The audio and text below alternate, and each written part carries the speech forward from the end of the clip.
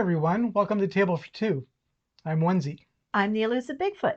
Today we're going to give you our top 5 games of our favorite card-based games.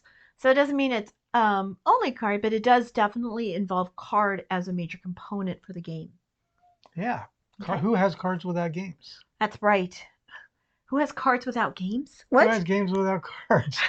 Okay, who has games without cards? Well, apparently some people do. Some people have games where there are no cards involved. But this one, there will be cards. All right, would you like to go first? I just want to state categorically that there are no card games without cards. Every card game has cards. That's true. That is like something that should be etched in stone somewhere. I could maybe get a t-shirt. Oh yeah, that's what we all need, a t-shirt that says all card games have cards. All right, so I will go first. Card game, one of the card games on my list we have fun playing is Dominion. Oh, Dominion. It's kind of the original deck building game. A deck building game. So you're creating a city, civilization, and you start with some basic cards. You use those basic cards to purchase better cards, and you rack up more points as you go. Who can make the best civilization first? Right. Dominion. Dominion. Fun game. My first card game is a game that so great that they put it together again with another theme, and that is Century Spice Road. For some people, they've played the Gollum version. In this game, you are playing cards to collect cubes that represent spices, and you're either turning them in for different spices, you're upgrading or downgrading your spices and getting different spice blends, all in order to buy cards that have certain recipes that you need to trade them in order to get that. So much fun. I find that the mechanic of choosing when to upgrade, downgrade, or buy other spices is fascinating. I feel that it plays best at 2 or 3. I'm not really a fan of playing at a higher count because I find that there are a couple of cards that are very powerful, and once those cards are taken, it's just like, well, now I'm just hanging on for the ride. That's one of my favorite games, Spice Road. It's very The Century fun. Spice Road or the Gollum? Century Spice Road. Century Spice Road. And what was I going to say? In addition to the cards, it also uses cubes for the spices. The cards are the biggest component. And then there are also some coins. Coins and cubes and cards. Yes.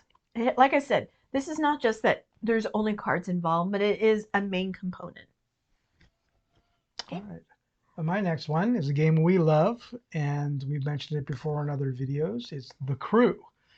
There are a couple of different versions of it, but any of them will be good. Just cooperative trick-taking game, limited communication game.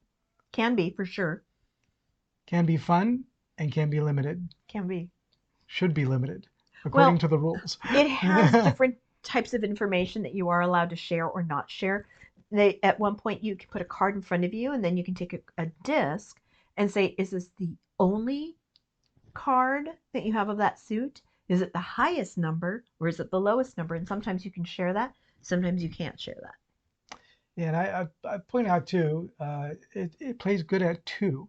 It plays great at 2. Well, so with a 2-player game, there's a kind of a neutral third player. Jarvis. And a lot of those where there's a dummy third player, it's not so satisfying.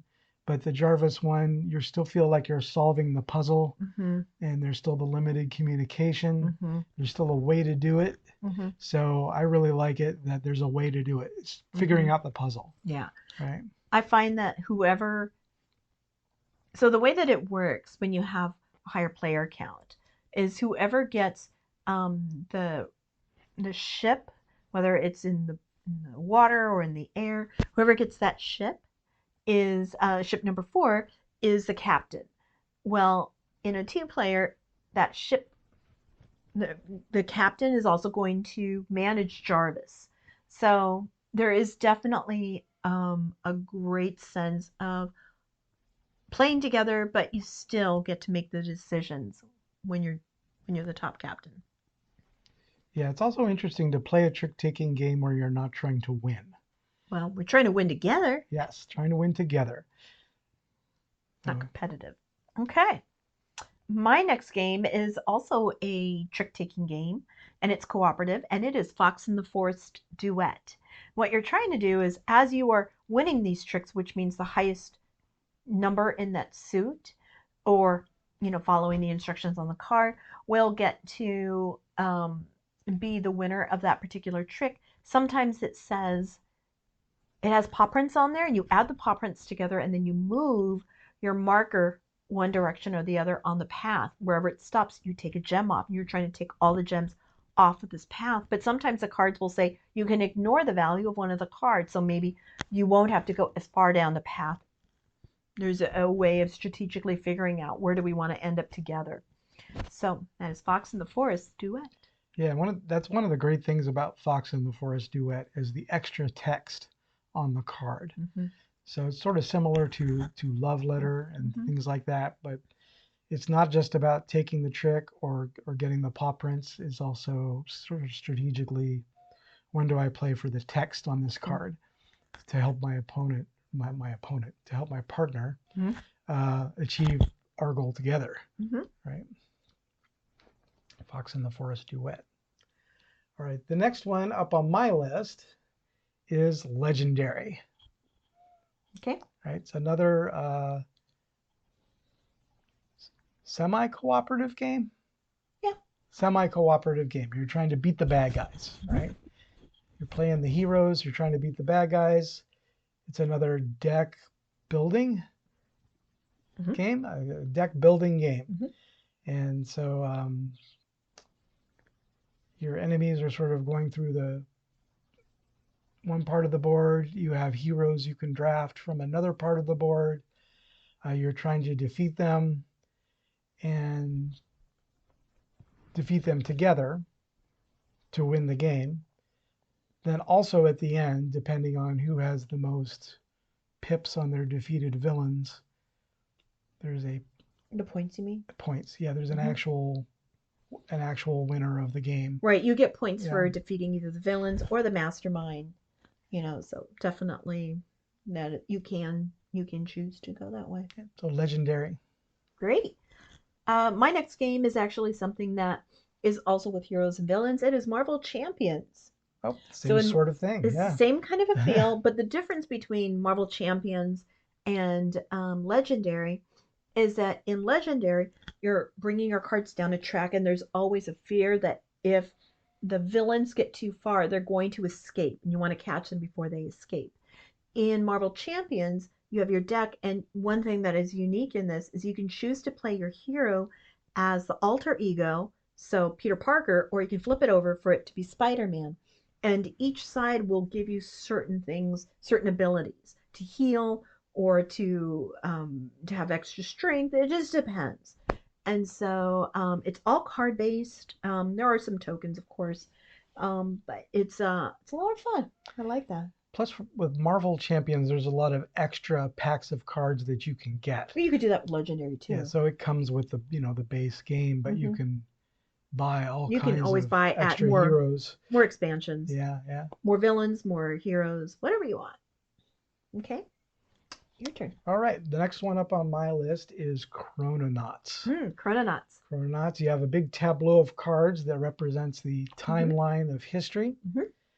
You're playing other cards to change that timeline of history. Each player has a personal goal.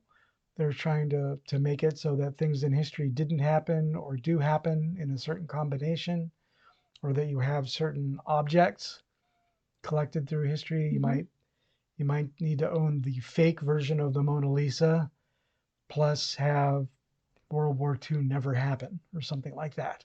So you're constantly changing history. To meet your objective. Yeah. So there are different eras in history, different years, and then some of those years are linchpins. So if you change one of them, it's going to affect 3 or 4 other things. Has a ripple effect. A ripple effect, yeah. So that's Chrononauts. time-altering card game. And we also have a Star Trek one. So we have 2 different chrononauts. So much fun. Great for either thing. My next game is a very beautiful card game. I bring that out for some of my friends who aren't necessarily game minded. It's a shorter game and it's lovely. It is called Floriferous. Oh, I love that game. It is a game where you are collecting cards and it is a drafting style, and whoever is the first person to pick is the person who picked the card on the highest on the track. So you can either choose one of the types of cards that will meet an objective, or you can pick a scorecard that will give you points for an objective.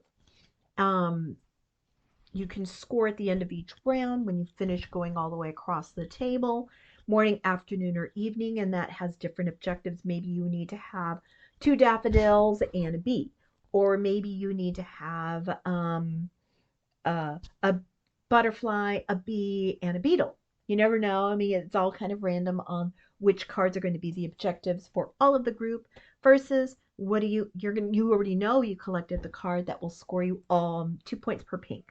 So it means I'm going to kind of want pink cards then, little pink flowers everywhere. So that is Floriferous. I just want to, Yvette has put it on the record that she's all about the little pink flowers today.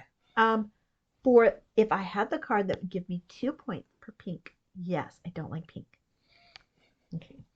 All right, that brings me up to my last game, my first game on the list. My top Number game, 1? my top game on the list, Flux. Ooh, we are Flux fans. Which is a odd, funny, and simple game to learn. It's a huge deck of cards. There are many themes. So you can get original Flux. You can get all kinds of themes for Flux. Monty Python Flux, Wizard of Oz Flux, Firefly Flux, Star Trek Flux. They just came out with camping and around the world Flux. All kinds. So the idea with Flux is very simple. You draw a card and you play a card.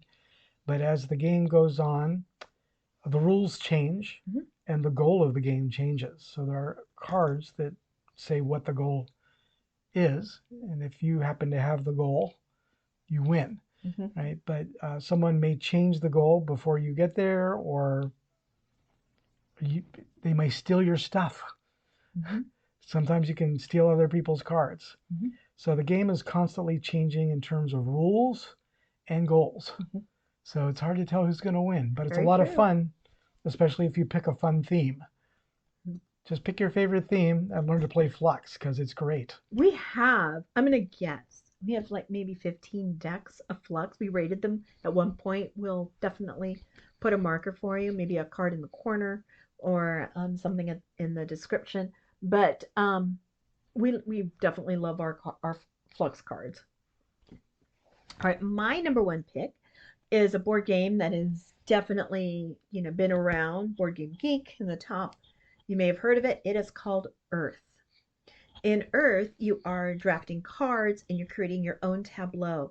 And then what you're going to do is at certain points, and one thing I love about it, it is simultaneous play. While my opponent may be saying, I'm going to take the red action, you take a look and you get to fire off all the actions that fall under red for yourself. So you have to go left to right, top to bottom. So you want to kind of think about where are you going to be putting this particular card, because you have to go in order. Not in the order you wish, but in the order that you made your tableau. So it's about getting the most points. Most games are. And it's a beautiful game. I think that's all I want to say. Earth. Earth is great. All right. So that was our top 5 games where cards are definitely the big component in it. Let us know in the description what you like. We'd love to learn about more games. Until next time, I'm the Elusive Bigfoot. And I'm Onezie. Thank you. Bye-bye.